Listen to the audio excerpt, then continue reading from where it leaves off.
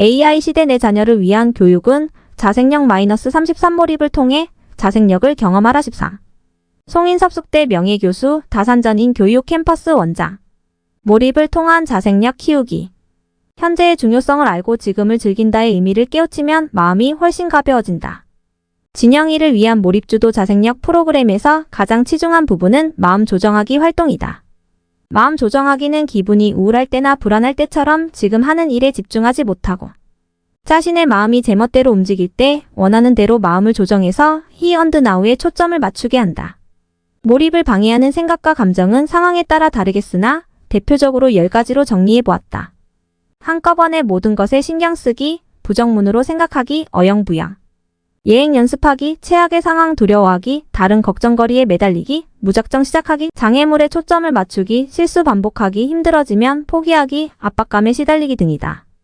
우리는 10가지 부정적 상황을 몰입을 위한 상황으로 바꾸는 연습에 들어갔다. 한꺼번에 모든 것에 신경 쓰기는 몰입을 방해하는 대표적 원인이다. 많은 아이들이 이 때문에 괴로워하는데 특히 시험 기간이 되면 머릿속이 폭발한다.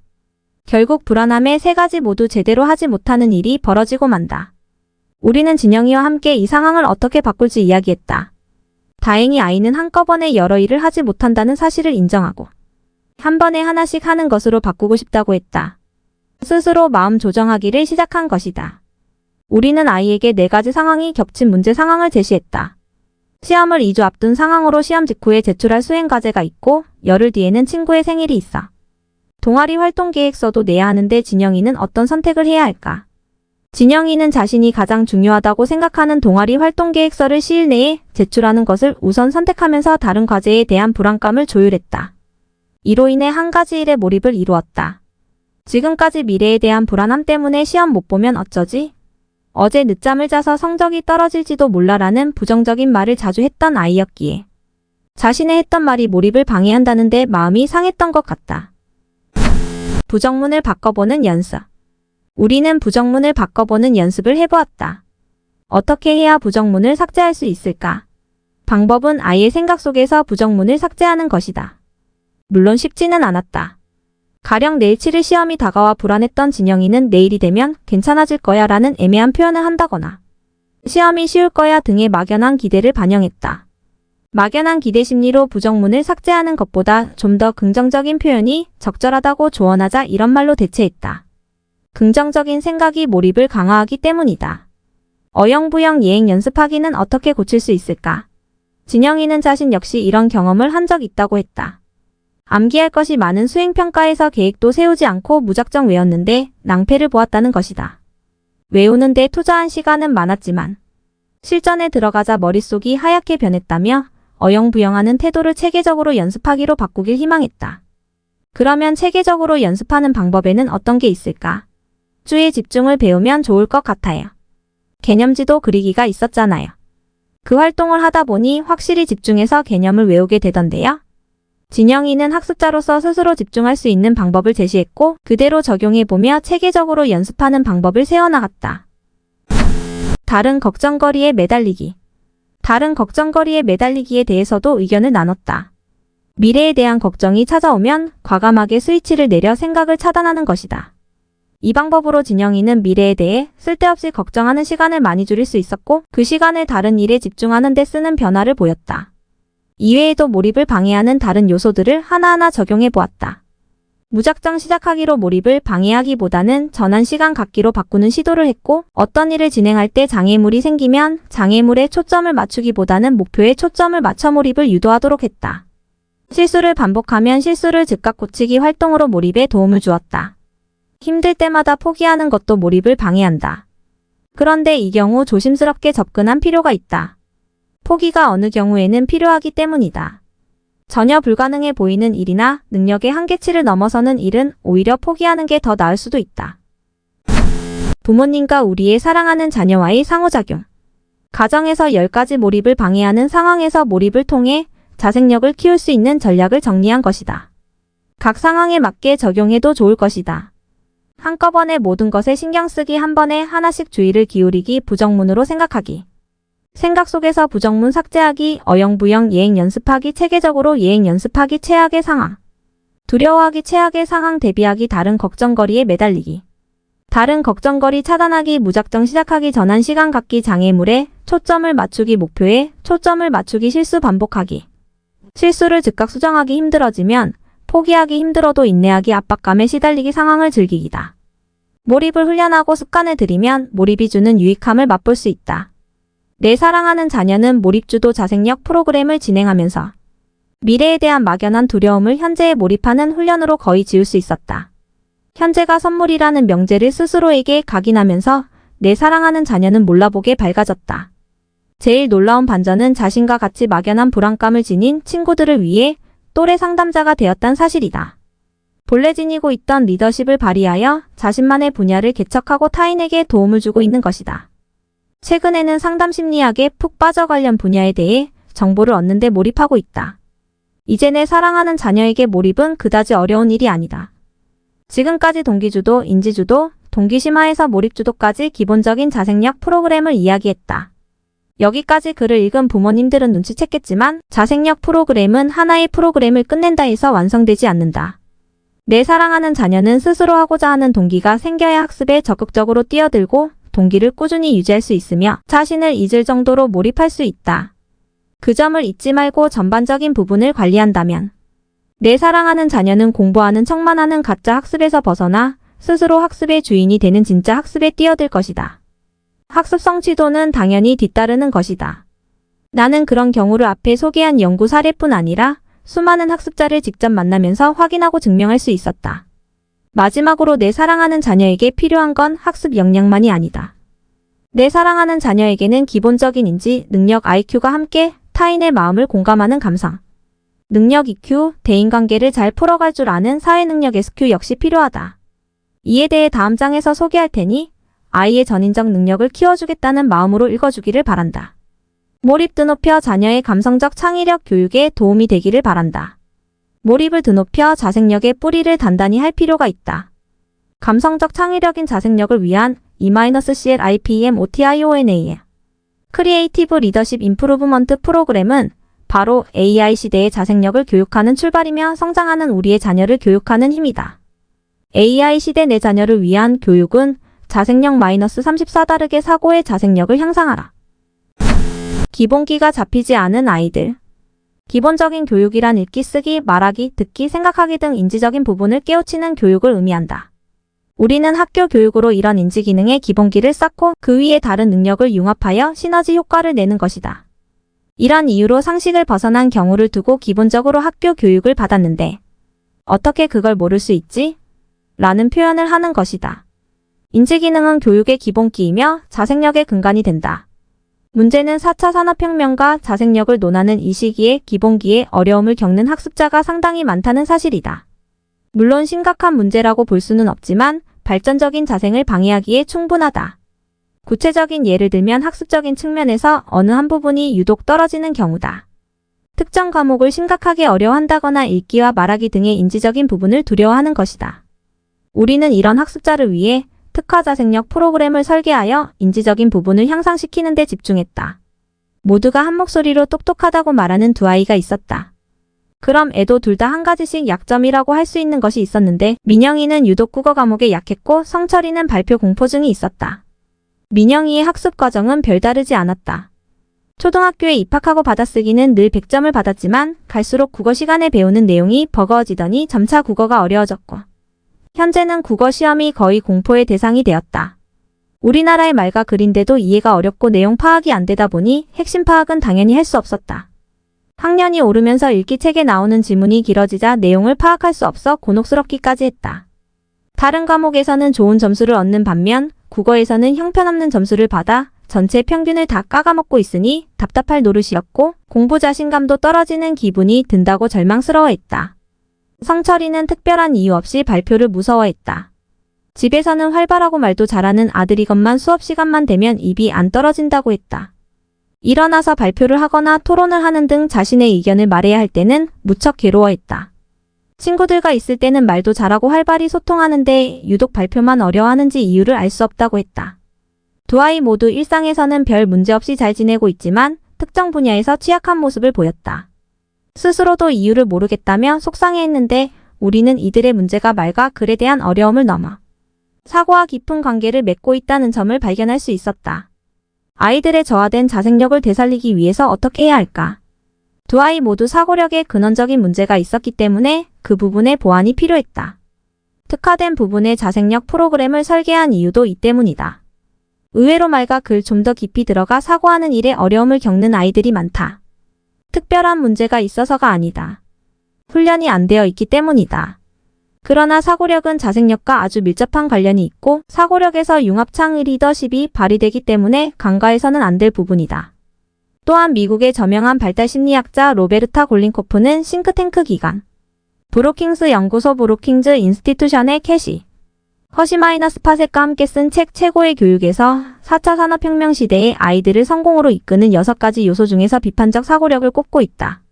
그의 말을 빌리면 비판적 사고란 어떠한 사실을 검증하고 자신의 견해를 갖는 것으로 수많은 정보가 폭발하는 빅데이터의 시대에 꼭 필요한 능력이다. 사실이나 의견에 대한 무비판적인 수용은 아이들의 장래를 어둡게 만들 뿐이며 무엇이 필요한지를 사색하고 어떤 질문에 대한 답이 필요한지를 생각할 수 있는 비판적 사고를 가진 사람이 새로운 시대가 찾는 사람이 될 것이라고 말한다. 이러한 사고력은 지능 지수를 향상하는 데 직접적인 연관이 있기 때문에 우리 연구팀에서는 사고력에 관련하여 자생력을 증진시키는 활동을 IQ 자생력 프로그램이라 이름 붙였다. IQ 자생력 프로그램은 문제를 이해하고 해결하기 위해 학습자의 참여 및 표현 능력을 향상시켜주는 특화된 활동으로 구성되어 있다. 먼저 표현의 기술 발표, 토론 등을 배워서 효율적으로 문제를 해결하는 방법과 의사소통 능력을 얻게 한다. 특히 사고의 바탕이 되는 읽기 훈련의 경우 능동적 읽기 활동으로 글을 효과적으로 이해하고 논리적으로 생각을 정리하여 비판적 사고 능력을 기를 수 있다. 이어서 사고를 확장하는 활동을 하고 고정관념을 깰 수 있는 발상의 전환, 나아가 찬반 토론으로 스스로 사고하고 타인과 의견을 나눌 수 있는 사고와 표현에 이르는 활동을 한다. 읽기와 능동적 읽기의 차이. 국어도 공부가 필요한 줄 몰랐어요. IQ 자생력 프로그램을 진행하면서 민영이에게 국어 공부의 필요성을 이야기하자 아이는 말했다. 워낙 어렸을 때부터 영어 공부를 시작한 민영이는 외국어는 공부해도 모국어인 국어를 공부할 필요가 있는지는 몰랐다는 것이다. 내 말이 맞아. 국어 공부를 따로 하지 않는 경우가 많아. 그런데 읽기도 쓰기도 기술이 필요하거든. 글의 내용을 잘 파악하려면 글을 효과적으로 읽고 핵심을 찾아내야 하겠지? 그러려면 전략적으로 학습해서 사고력을 기르는 게 중요해.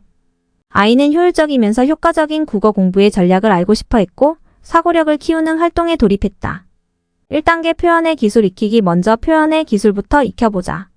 의사 표현은 발표나 토론 활동으로 극대화된다.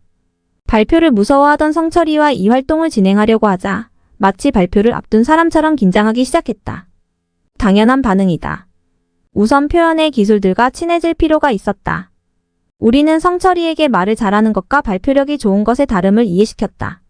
말을 잘한다고 반드시 발표를 잘한다고 볼 수 없어. 발표는 기술을 익혀서 좋아질 수 있고 이를 연습하는 과정에서 참여의식과 의사표현 능력을 키울 수 있지. 의사표현에는 발표와 함께 토론도 포함된다. 하나의 주제를 두고 서로 다른 의견을 지닌 사람들이 만나 의견을 나누는 것이 토론이다. 그리고 토론 기술을 익혀서 효율적인 문제 해결 능력과 의사소통 능력을 키울 수 있도록 활동을 이어갔다. 2단계 읽기. 이 활동은 국어에 유난히 취약했던 민영이에게 집중한 부분이기도 하다. 국어 학습을 할 때 제일 먼저 읽기를 하는 이유가 있다. 읽기는 사고의 시작 단계이기 때문이다. 국어에 취약했던 민영이에게도 기본기가 필요했다. 그런데 글자 자체를 기계적으로 읽는 것으로 끝나면 어떤 발전도 일어나지 않는다. 생각할 장치로서의 읽기가 필요하다. 그동안 읽기는 많이 해봤다는 민영이에게 능동적 읽기를 제안했다. 능동적 읽기란 단순히 글자만 읽는 것이 아니라 글의 내용과 의미를 전체적으로 파악하여 읽는 것을 말한다. 3단계 생각 나누기. 생각 정리하기 활동을 마치면 생각 나누기로 마무리를 해야 한다. 학습자가 글을 읽고 어떤 생각과 느낌을 갖게 되었는지 생각을 나누는 것이다. 가장 인상 깊었던 부분은 어디인지 그 이유가 무엇인지 써보고 자신이 어떤 면에서 더 노력해야 하는지 점검하는 시간을 갖는다. 성철이는 토론의 전반 과정에 대한 설명을 들으며 부끄러워하면서도 극복하려는 의지를 보였다. 초반에 긴장감을 보이기는 했으나 점차 자신감을 찾으며 목소리도 커졌다. 의견을 발표하는 기술, 찬성과 반대 의견을 제시할 때의 말하기 기술, 수정 의견을 제시할 때와 질문 요령의 기술을 제법 잘 활용했다. 생각을 정리하며 글을 쓰는 과정에서는 내용을 단순 정리하는 게 아니라 인상 깊었던 장면을 떠올리며 글을 쓰도록 했다. 가장 인상 깊은 장면을 중심으로 글을 전개하면 글쓰기가 어렵지 않고 사고의 깊이가 깊어진다. 부모님과 우리의 사랑하는 자녀와의 상호작용. 다르게 사고의 자생력을 향상하는 활동으로 부모님은 내 사랑하는 자녀가 관심 있는 분야의 읽기 활동을 할 때 더 효과적으로 동기부여된다는 사실을 파악할 수 있다. 흥미가 있으면 긴 글이더라도 포기하지 않고 끝까지 읽기 때문이다. 평소 긴 글을 읽지 못한 이유는 동기와 인내가 부족한 까닭이다. 그러므로 내 사랑하는 자녀가 관심 있는 글을 선택해서 동기를 부여하고 능동적 읽기로 생각을 나누는 활동을 하다 보면 자생력을 극대화할 수 있다. 자녀가 다르게 생각해서 자녀의 감성적 창의력 교육에 도움이 되기를 바란다. 몰입을 드높여 자생력의 뿌리를 단단히 할 필요가 있다. 감성적 창의력인 자생력을 위한 E-CLIPMOTIONA 크리에이티브 리더십 임프루브먼트 프로그램은 바로 AI 시대의 자생력을 교육하는 출발이며 성장하는 우리의 자녀를 교육하는 힘이다. AI 시대 내 자녀를 위한 교육은 자생력 -35 다르게 사고의 자생력을 향상하라. 다르게 사고하라. 분석적 사고는 능동적 읽기로 사고를 연 뒤에 이어지는 활동이다. 사물의 특징을 비교 분석해 다양한 관점에서 사고하게끔 돕고 경직된 사고의 틀에서 벗어나게 해준다. 이는 분석적 사고 과정이 합리적 선택과 적극적 사고 능력을 키우기 때문이다. 분석적 사고를 위해 계획한 것은 좋은 점, 불편한 점 활동이다. 한 가지 사물을 두 가지 측면에서 바라보는 것인데 컴퓨터 모니터를 예로 들어보겠다. 모니터의 핵심 특징이 무엇인지 써보고 그 특징 덕분에 좋은 점과 특징을 없앴을 때 불편한 점은 무엇인지 생각해 본다. 우선 민영이는 모니터의 특징을 컴퓨터의 화면에 보여준다고 적었다. 그 특징 덕분에 좋은 점은 무엇인지, 특징을 없앤다면 무엇이 불편한지 생각해 보기로 했다. 잠시 생각한 아이는 이렇게 대답했다. 좋은 점은 글이나 그림, 영상 같은 화면을 볼 수 있다는 거예요. 그런데 만약 보여주는 기능이 사라지면 소리만 들리니까 무척 답답할 것 같아요. 처음 이 활동을 한다고 했을 때 부담스러워했던 아이는 이내 좋은 점과 불편한 점을 생각하는 일에 관심을 기울이기 시작했다. 나중에는 오히려 재미있다며 제품군에서 나아가 아이가 처한 상황의 좋은 점과 불편한 점을 비교하면서 사고 활동을 확장시켜 나갔다. 우리는 학습자에게 창의성은 자신을 알리는 데 큰 역할을 한다고 알려주며 다양한 아이디어를 낼 수 있는 활동을 제안했다. 가게 이름 짓기 활동이 그것이다. 가게 종류는 수없이 많은데 그 중에서 내가 짓고 싶은 가게 이름을 지으면 돼. 민영이네 김밥 이런 건 안 되는 거죠? 아이디어가 돋보이는 이름은 아니라고 생각해. 가게 이름을 들었을 때 한 번쯤 생각하게 만든다거나 할 수 있는 재미있는 이름이면 좋을 것 같다. 아이는 자신만의 재미있는 가게 이름을 짓기 시작했다.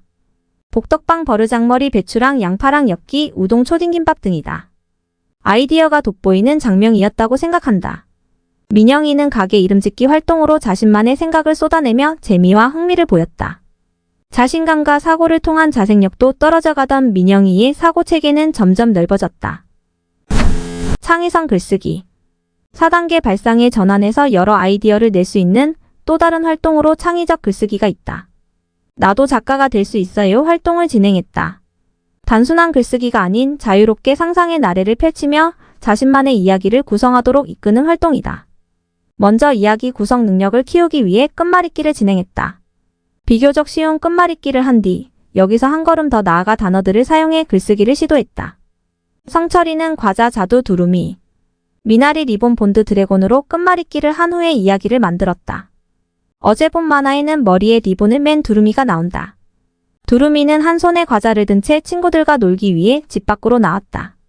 성철이는 평소 재미있어 하던 끝말잇기 활동과 그 단어로 이야기를 만들면서 이렇게 쉬운 이야기라면 사람들 앞에 서서 자신 있게 말할 수 있을 것 같다고 했다. 아이의 동기부여가 일어난 것이다. 우리는 이것을 계기로 1단계 표현의 기술 활동으로 돌아가 재진행했다. 자생력 프로그램을 처음부터 순서대로 할 필요는 없다. 언제든 필요한 상황으로 돌아가 시작하면 되는데 성철이는 발표 기술을 익히는 것으로 시작했지만 민영이는 거의 마지막 단계에서 발표 기술을 익혔다. 결과는 대만족이었다. 작은 성공의 경험이 자신감을 키우면서 성철이는 발표와 토론의 기술로 생각을 조리 있게 말하는 연습을 하면서 자신감 넘치는 사람이 되었다. 하지만 이게 끝이 아니다. IQ 자생력 프로그램은 마지막 단계에서 빛났다. 어떻게 사고력을 높일 수 있을까? IQ 자생력 프로그램의 마지막 단계는 활동을 통해 넓혀진 사고를 발표와 토론의 장으로 옮기는 것이다. 2단계가 되면 사고를 말로 표현하는 활동을 마친 상태여서 토론 활동에 대한 거부감도 해소된 상태라 할 수 있다. 토론 학습을 하는 이유는 학생들로 하여금 공동의 문제의식을 갖도록 자극하고 문제의 확인을 도와 정확히 탐구할 수 있는 사고력을 키우며 문제 해결 방법에 도달하게 하기 위해서다. 또한 학습자 스스로 사고하는 능력과 의사표현력을 길러주며 타인의 의견을 존중하고 관대하게 받아들이는 민주적 태도를 향상시킬 수 있다. 두 아이에게 찬반 토론 활동을 제시했을 때 두 사람 모두 큰 거부감을 보이지 않았던 것도 이전 활동에서 어느 정도 사고하고 표현하는 능력이 향상되었기 때문이었다.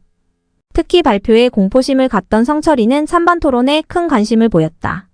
자신이 가장 취약하게 생각했던 부분이었기에 바꾸고 싶었던 것 같다. 방학 숙제가 필요한가? 를 찬반 토론 주제로 정한 뒤 성철이에게 찬성과 반대 중 편한 쪽을 선택하라고 했다. 아이는 잠깐 생각할 시간을 갖더니 찬성 측을 택했다. 자연스럽게 연구팀원인 내가 반대 입장이 되어 찬반 토론을 시작했다. 방학 숙제가 필요하다고 주장한 성철이는 찬성 의견을 발표했다. 그에 대한 근거도 자신이 생각하는 바를 논리적으로 말했다. 저는 방학 숙제가 필요하다고 생각합니다. 왜냐하면 방학 기간은 학교에 나가지 않기 때문에 수업으로 배우지 못합니다. 그러면 그 시간에 놀 텐데 숙제마저 없다면 방학 내내 놀기만 할 것 같기 때문입니다. 이에 내가 반대 의견을 제시하자 아이는 조목조목 반박하며 우리나라 교육 제도까지 꼬집는 등 열심히 사과하고 토론하는 모습을 보였다. 중간중간 주장하려는 내용을 표현하는 데 서툰 모습을 보였지만 평가 없이 자발적으로 할 수 있는 방학 숙제를 내주는 쪽으로 의견을 모았을 때 만족스러운 표정이었다. 토론 교육. 토론 교육을 한 뒤에는 평가가 뒷받침되어야 한다. 자신의 토론 기술을 객관적 방법으로 평가하고 개선책을 찾는 나의 토론 기술은 활동을 이어갔다. 이때 잘했다 못했다로 평가해서는 안 된다. 검사를 거쳐 자신의 토론 기술을 확인하고 평가한 뒤 적용해야 한다. 다음은 토론 기술을 평가하는 10가지 항목이다. 항목별로 3점으로 점수를 적어 평가하면 된다. 논제가 잘 선정되었는가? 시작과 전개 정리 과정에 따라 진행되었는가? 사회자의 진행 태도는 올바른가? 찬성 측 입장의 전개는 어떠한가? 반대 측 입장의 전개는 어떠한가? 그에 따른 적절한 질문과 답변을 했는가? 모든 토론자의 참여도는 어떠했나? 상대방의 의견을 잘 들어주었나? 자신이 주장하는 의견에 대한 충분한 이유와 근거를 제시했나? 결론을 잘 마무리 지었는가? 등이다. 성철이의 평가 결과는 30점 만점에 16점이었다. 그리 높은 점수는 아니었지만 자신이 어느 부분에서 부족했는지 확인할 수 있어서 만족스러운 눈치였다. 성철이는 그동안 사람들 앞에 나서서 이야기하거나 발표에 어려움을 겪었지만 다양한 사고활동과 토론 및 표현 활동을 진행하면서 점차 목소리도 커지고 자신감도 부쩍 늘어 있었다.